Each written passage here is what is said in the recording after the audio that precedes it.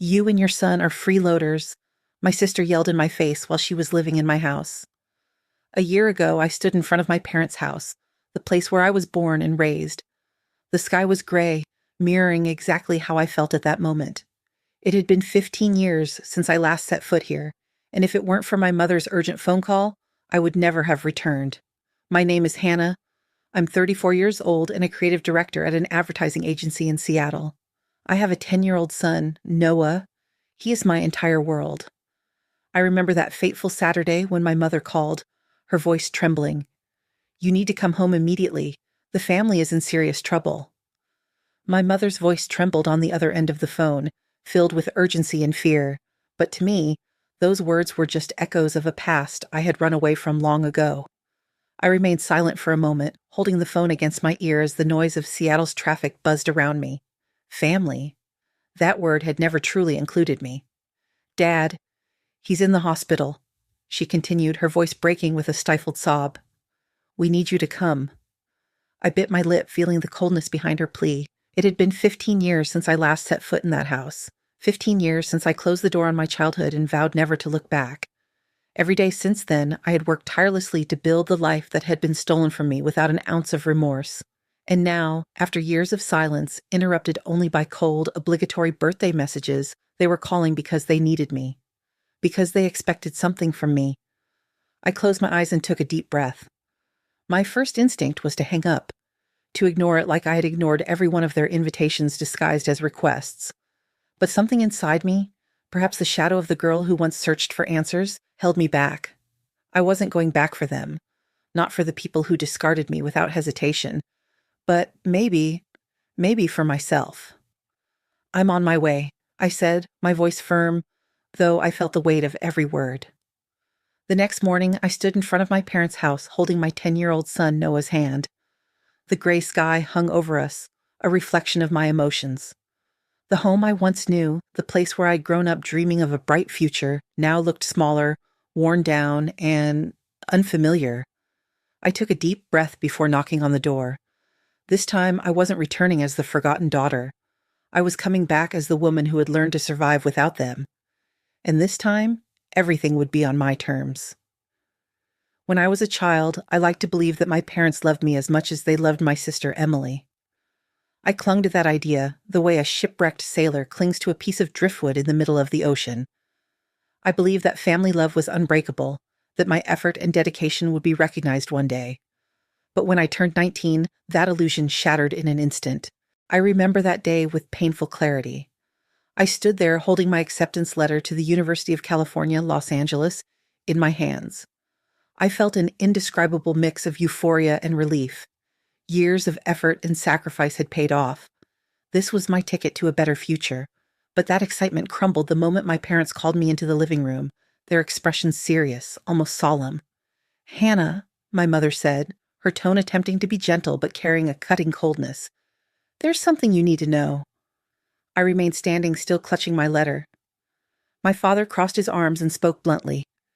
"We used your college fund for Emily." A long, heavy silence filled the room. "What?" I whispered, my voice barely audible. "Your sister has a gift for the arts," my mother continued as if explaining something completely logical, something I should accept without question. "We enrolled her in a prestigious academy. It's a once-in-a-lifetime opportunity. We couldn't let it pass. I couldn't move. I felt the air leaving my lungs. But my university?" My own voice sounded distant, as if it didn't really belong to me. "Hannah, you can take out student loans," my father replied with the same indifference one would use to discuss the weather. "But Emily, she needed that money to follow her dream." That was the moment I understood. This hadn't been a difficult decision for them. There was no debate, no discussion, not even the slightest consideration for what this would mean for me. They did it without hesitation because, to them, my dreams never mattered as much as Emily's. That night, I left. There were no goodbyes, no tears, not even an apology. Just an old suitcase with a few pieces of clothing, the little money I had saved, and an indescribable emptiness in my chest. I walked away knowing with absolute certainty that I had never truly belonged in that family. What followed were years of struggle. I survived on low-paying jobs, juggling university and night shifts at a coffee shop, There were days when I had to choose between paying rent or buying food, nights when I slept at work because I had nowhere else to go. I felt exhausted, invisible, utterly alone, and yet I never looked back. Every time exhaustion threatened to break me, I remembered the moment they told me I wasn't worth enough to fight for, and that became my greatest motivation. 4 years later, I graduated with honors. No one from my family was there to applaud me. There were no congratulatory calls, no words of pride. But I didn't need them. I had made it on my own. And most importantly, I no longer needed them. The day I received a job offer from one of the top advertising agencies in Seattle, I knew that every struggle had been worth it. Years of sacrifices, sleepless nights, underpaid jobs, and exhausting early mornings had led me to this moment. For the first time in my life, I had stability, a good salary, a decent apartment, and, most importantly, the certainty that I would never depend on anyone again. With time, I allowed myself to dream beyond survival. I married a colleague, a man who, at the time, seemed like my perfect match. Together, we built a small family, and soon after, Noah was born. My son, my reason for everything. But marriage, like so many things in life, turned out to be a fragile illusion. I discovered my husband had been unfaithful, and without shedding a tear, I packed his things and threw him out of the house. I would never again allow anyone to make me feel small. We divorced soon after, but at least he fulfilled his role as a father, ensuring that Noah lacked nothing. Despite everything, I moved forward. Years later, I was promoted to creative director, earning a salary that allowed me to live without financial worries. I bought a spacious, elegant, and safe apartment, a real home for Noah and me. For the first time in my life, I was no longer afraid of losing everything overnight, and just when I thought I had finally left my past behind, they reappeared. At first, it was harmless messages, small attempts to reconnect. "Are you coming home for Christmas? We're planning a big dinner." They never mentioned what had happened. They never apologized. They never tried to make up for lost time.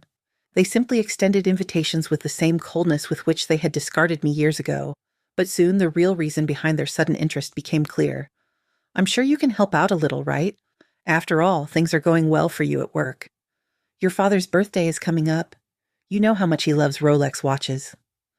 I saw a beautiful porcelain set at a store, only $500. I'm sure that's nothing for you." Every invitation came with a disguised request, as if their affection was conditional on what I could give them. They never asked how I was doing. They never mentioned Noah. They weren't trying to reconnect with their daughter. They just wanted access to my wallet. But what hurt me the most, what truly left me speechless, was the audacity with which they still worshipped Emily. "Emily has been so busy with her fashion boutique. It's such an ambitious project. You should help her out a little. Your sister has worked so hard, but the business needs a small investment to take off. Just a loan between sisters, nothing more." Emily. Always Emily. The same sister for whom they had sacrificed my future.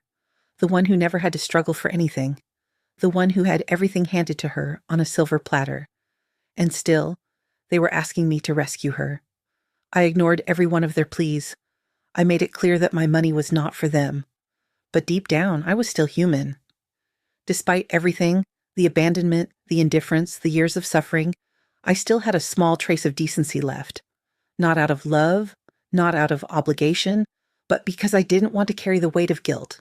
Every year on their birthdays, I sent them a bank transfer. No card, no affectionate message, just a cold, impersonal transaction. $2,000 each, just enough to silence any lingering guilt, but not enough for them to think they could manipulate me again. Of course, they never said thank you. To them, I wasn't their daughter. I was just a resource, a money well they believed they could tap into whenever they pleased. But what they didn't know was that I was no longer the same girl they had trampled on years ago. The drive back to my parents' house felt like a journey into the past. Every mile brought me closer not just to a home that had ceased to be mine long ago, but to the wounds that had never fully healed. Noah sat beside me in the car, staring out the window, oblivious to the storm raging inside me. When we finally arrived, the place looked smaller, more worn down. The walls that had once sheltered my dreams now seemed faded, as if time and bad decisions had eroded them down to their foundation. There was no nostalgia in me, no warmth, just a sense of inevitability. I knocked on the door, and my mother answered almost immediately. Her face was pale, her eyes swollen, and for a brief moment I thought I saw guilt reflected in them, but the illusion vanished the second her gaze landed on Noah. "Oh my God," she whispered, covering her mouth. It's it's Noah, isn't it?" Noah nodded politely but cautiously. My son, though young, was perceptive. He knew this place meant more than what I had told him. My father, sitting in his usual chair, slowly straightened when he saw us enter. His eyes studied Noah intently before nodding, as if only now processing the fact that he had a grandson. "He looks like Hannah when she was little," he murmured, his voice deep and weary. But louder. I watched the scene with cold detachment. Until this moment, they had never asked about Noah. They had never shown any interest in meeting him. And yet, now that he was standing in front of them, they seemed fascinated, as if his presence had suddenly awakened something in them. Or perhaps, as if he represented a new opportunity to latch onto me. After a few minutes of empty compliments and false displays of affection, my mother finally cleared her throat and gestured for me to sit down. I remained standing, arms crossed. "Let's skip the performance," I said, my tone dry. "Get to the point." She lowered her gaze, her lips trembling slightly. My father sighed, as if bracing himself for a conversation he already knew wouldn't be easy.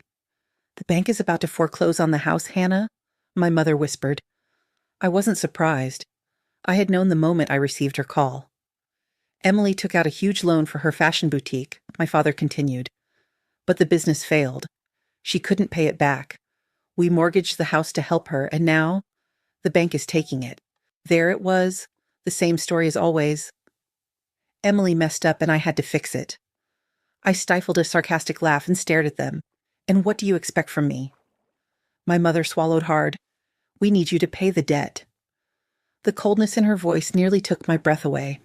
Not a, "if you can help," not a, "we know we failed you," not a hint of remorse for the past. Just the same old demand.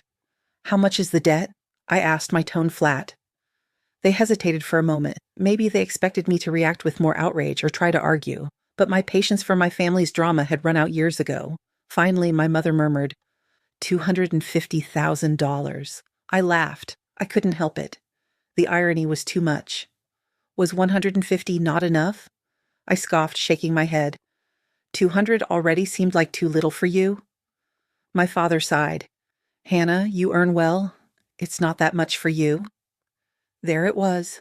The expectation. The debt wasn't theirs. It was mine. Because in their eyes, my success meant I owed them something, as if simply having stability made me their financial savior. Before I could respond, the door swung open. Emily strode in with confident steps, a smug smile on her face. "Oh, look who decided to show up and play the hero again," she sneered, crossing her arms. Something inside me hardened. Seeing her there, with that same attitude, not a shred of humility, not a hint of guilt, as if none of this was her fault, was the final straw. I didn't lower myself to respond. I simply turned back to my parents and spoke the words that would change the course of the conversation. "I need 3 days to think about it." Relief was immediate on their faces, because they were convinced I would give in. But what they didn't know was that this time, things would be done my way. That night, after returning to my apartment in Seattle, I sat in the darkness of my living room, a glass of wine in my hand, my mind tangled in thoughts. Noah slept peacefully in his room, unaware of the storm that was brewing, but I couldn't ignore it. I knew my parents were sure I would cave, that, as always, I would put my pride aside and sacrifice my stability for them, for Emily. But this time, I wouldn't. I picked up my phone and dialed a number I hadn't called in months. "Hannah, what's going on?" answered Daniel, my old friend and trusted lawyer. I didn't waste time on pleasantries. "I need your advice. My parents are about to lose their house, and they expect me to rescue them." Daniel let out a dry laugh filled with disbelief. "Let me guess. After years of ignoring you, suddenly they remember you exist." I closed my eyes and rubbed my temple. "Exactly. And the worst part is, it's not even their debt. It's Emily's." The other end of the line went silent for a moment before Daniel spoke again, this time with a more serious tone. "Hannah, I know you're a good person, but you can't keep bailing them out. If you give them the money, they'll just keep doing this." "I know." My voice was firm. I was no longer the naive young girl who hoped for some kind of redemption from my family. "I'm not giving them a single cent. Daniel let out a small sigh of relief. Good. So, why are you calling me? I leaned forward, still holding my glass. If I leave them to deal with this on their own, they'll hate me even more than they already do. And while I don't care about their opinion, I also don't want my son growing up thinking I abandoned his grandparents. So I want a middle ground. Let me guess. You want to help them, but on your terms. I smiled. Daniel knew me too well. Exactly. He took a few seconds before answering, and when he did, his tone was calculated. All right, here's a proposal. Buy the house. Don't give them money. Legally purchase it in your name, and if they really want to keep it, make them pay you back. I straightened up on the couch. You mean they'd live there as tenants? Exactly. You set up a clear contract. If they repay the money within 5 years, the house goes back to them. If they don't, it stays yours. That way, you're giving them a chance to fix their mistake, but without allowing them to take advantage of you. I sat in silence for a moment, processing the idea. Not only was it the perfect solution, it was the only way to make sure Emily would never drag me into her mess again. Do it. Draft the documents, I said without hesitation. Daniel let out a low chuckle. I knew you'd like this plan. I'll send everything over tomorrow. But get ready, Hannah. This isn't going to sit well with them. I smirked bitterly. I know, and I couldn't care less. I hung up and exhaled deeply. My entire life, my parents had made decisions for me. They had forced me to be strong before I was ready. They had taught me that love in their house was conditional, that I only mattered if I served a purpose for them. But this time I would be in control. I got up, turned off the living room lights, and walked to Noah's room. My son slept peacefully, unaware of the battle that was brewing. I knelt beside him, gently running my fingers through his hair. No one will ever take anything from us again, I murmured. I would make sure of it. In 3 days, I would return to that house, and this time I would set the rules. 3 days later, I went back to my parents' house, but this time I wasn't there as the daughter who once begged for a place in her family. I wasn't the sister who sacrificed her future for Emily. This time, I was the one in control. When I knocked on the door, my mother opened immediately, her face reflecting a mixture of anxiety and hope. I knew that in her mind, I was the answer to all their problems, the golden ticket that would save the house without consequences. My father sat in his chair, arms crossed, while Emily lounged on the couch, casually sipping coffee. She smirked at me. I knew you'd come back with your wallet open, she scoffed, letting out a mocking laugh.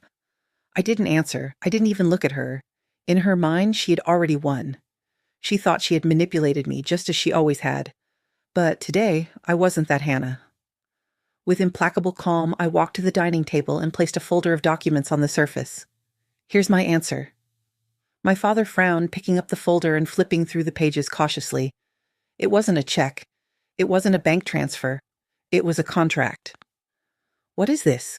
He asked, scanning the documents. I crossed my arms and looked at him coldly. I'm buying the house. It will legally belong to me. You can continue living here, but only as tenants. You'll have 5 years to pay me back, and if you don't, the house stays in my name forever. The room fell into absolute silence. My mother raised a hand to her mouth, as if she had just heard the cruelest news in the world. Hannah, how could you do this to us? I let out a humorless laugh. Do what? Give you an opportunity you never gave me? I replied, my tone leaving no room for argument. Or was my help only acceptable if it came with no conditions? My father dropped the folder onto the table with a loud thud. You can't do this. We're your parents. I leaned forward, placing my hands on the table, my eyes locked onto his. Number what you can't do is expect me to clean up Emily's mess without consequences. Oh, for God's sake, this again, Emily huffed, rolling her eyes. You just love playing the victim, don't you? You've always been so resentful. I took a deep breath, keeping my composure. It's not resentment, Emily. It's justice. Her expression hardened and the smugness vanished in an instant. You're a disgrace, she spat, venom dripping from her voice. Are you seriously going to make Mom and Dad pay rent to live in their own house? If you care so much about them, pay the debt yourself. I shot back without hesitation. Emily fell silent. Her mouth opened and closed several times, but no words came out. Because she couldn't. Because for the first time in her life, she was the one facing the consequences. I knew she couldn't, because she had never had to take responsibility for anything in her life. My mother sobbed, her voice breaking. Hannah, please. We're family. My jaw tightened. Family? I repeated bitterly. Like when you used my college fund to give everything to Emily? Like when I went hungry while she studied at an elite art academy? Like when you ignored me but always remembered to call whenever you needed something? She lowered her gaze, unable to respond. My father exhaled with resignation. He knew he had no other option. Fine, he said, his voice heavy. We'll sign the contract. My mother sobbed again but didn't argue. Emily, on the other hand, shot up from her seat, kicking the chair in the process. This is insane. You can't accept this. This is a damn betrayal. She turned to me, her face burning with fury. You're a heartless bitch. I straightened slowly, never breaking eye contact. No, Emily, I'm someone who learned not to be stepped on. I picked up the papers and turned toward the door. Daniel will be here in a few days to finalize the purchase. Make sure you're ready. Without another word, I walked out, my head held high. For the first time in my life, I was leaving that house with complete control of the situation. 2 days after the confrontation, the peace in my life was shattered by the insistent ringing of my phone. At first, I ignored it, enjoying my morning coffee while Noah finished his breakfast. But when my screen lit up with a flood of messages and social media notifications, I knew something was wrong. Hannah, what is this? Is what your sister posted true? I can't believe you did something like this to your own parents. I frowned and opened Facebook. The first thing I saw was an old photo of Noah and me. Below it, Emily's name stood out in bold letters next to a public post. It's heartbreaking when your own sister betrays you. My older sister, a cold and heartless woman, has forced our elderly parents to pay her rent just to live in the house they built with their own hands. All because she's rich now and thinks she can buy everything. She forgot who raised her, who cared for her. And worst of all, she threw me out of the only home I've ever known. She took everything from me. She stole my home. Now she and her son live comfortably while our parents suffer. How far can greed go? I read every word with icy calm, feeling a slow, controlled rage bubbling inside me. The comments beneath were exactly what I expected. How awful. Poor Emily, you don't deserve this. There's always someone in the family who thinks they're better than everyone once they start making money. What kind of person does this to their own parents? And on top of that, a single mother? Pathetic. My jaw clenched. I wasn't surprised.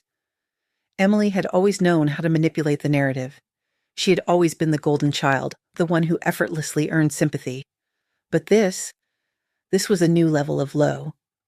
A small cough pulled me from my thoughts. Noah stood at the doorway, his phone in his hand, worry etched across his young face. Mom.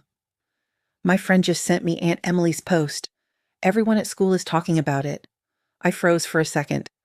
Not because I cared about what they said about me, but because Emily had crossed a line she should have never crossed. Turning me into the villain was one thing. Dragging my son into it was unforgivable. I took a deep breath and forced a smile for Noah. Don't worry, sweetheart, I'll handle this. Noah nodded cautiously, but his eyes carried the sadness of someone who understood far more than he should at his age. I stood from the table, my phone in my hand, and dialed without hesitation. Daniel answered on the second ring. Hannah, what happened? I didn't bother softening my tone. Emily just defamed me on social media, not just me, Noah, too. I want you to force her to take the post down immediately. There was a brief silence before Daniel responded, his voice tense. That changes things. If she involved Noah, we can take serious legal action. I'll draft a formal notice ordering her to remove the post. If she refuses, we'll sue her for defamation. Good. My voice was cold, sharp. And I want you to draft her eviction notice as well. I want her out of the house in 48 hours. Daniel let out a dry chuckle. I figured this would end like this. I'll handle everything. Get ready, though. This is going to be a big mess. I've never been afraid of a fight. I hung up and stared at my screen for a few seconds. I felt a wave of determination surge through me. Emily wanted to turn this into a war. Fine. She had no idea who she was up against. The air was thick with tension as I parked in front of my parents' house. The sun beat down harshly, but inside me everything was ice cold. Today was the day Emily would finally face the consequences of her actions. I stepped out of the car with steady determination, Daniel beside me, holding a stack of documents. His expression remained professional, but I recognized that glint in his eyes. He was ready for battle. And so was I. I knocked once.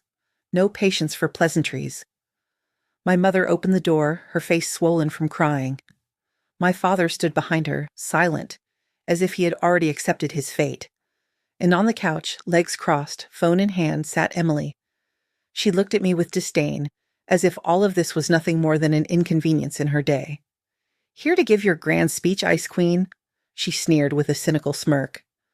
Ignoring her, I stepped inside and nodded at Daniel. "Emily Thompson," he announced firmly. "I am Hannah's legal representative. Under the terms of ownership for this property, you no longer have the right to reside here. You have 48 hours to vacate. If not, we will proceed with legal eviction." Emily let out a short, mocking laugh. "Seriously? You're kicking me out of my house with legal papers?" I crossed my arms. "It's not your house. Not anymore." For the first time, I saw her expression falter. "Mom, Dad, you can't let her do this," she snapped, turning to them in desperation. But my parents said nothing. My mother stared at the floor, sobbing softly. My father kept his gaze fixed on the table, unwilling to intervene. Emily jumped to her feet, fists clenched. "You're a selfish bitch, Hannah. Your entire life is just a performance, but you know what? You're still a failure. A husband who abandoned you, a bastard child, and now, acting all high and mighty just because you have money, you and your little brat are nothing but parasites." And then, without hesitation, I slapped her. The sharp sound of my palm against her cheek echoed through the room, freezing time for a moment. Emily's eyes widened in shock as she clutched her face. She had never seen me do something like that before. She had never felt what it was like to be put in her place. I took a slow step forward, my voice low and ice cold. "You can insult me all you want, Emily. But if you ever drag my son into this again, I promise it won't just be a slap." For a brief second, fear flickered in her eyes, but she quickly masked it with pure hatred. "You'll regret this," she growled. I held her gaze without blinking. "Try me." Without another word, Daniel placed the eviction notice on the table. "Sign this to acknowledge receipt of your eviction notice," he stated, "or expect a court summons next week." Emily looked at our parents one last time in desperation, but they refused to meet her eyes. She realized that this time, no one would save her. Snatching the pen furiously, she signed the paper so aggressively she nearly tore through it. Then, she threw the pen onto the table and turned to me, eyes blazing with rage. "You'll pay for this," I shrugged. "Go ahead and try." Emily grabbed her suitcase and stormed out of the house, slamming the door so hard the frame shook. And just like that, it was over. My parents remained in silence. My mother trembled and my father never lifted his head. I didn't say a word to them. I simply turned and walked out with Daniel. As I got into the car, I felt a strange lightness in my chest. For the first time in my life, Emily had no power over me, and that feeling was worth more than any revenge.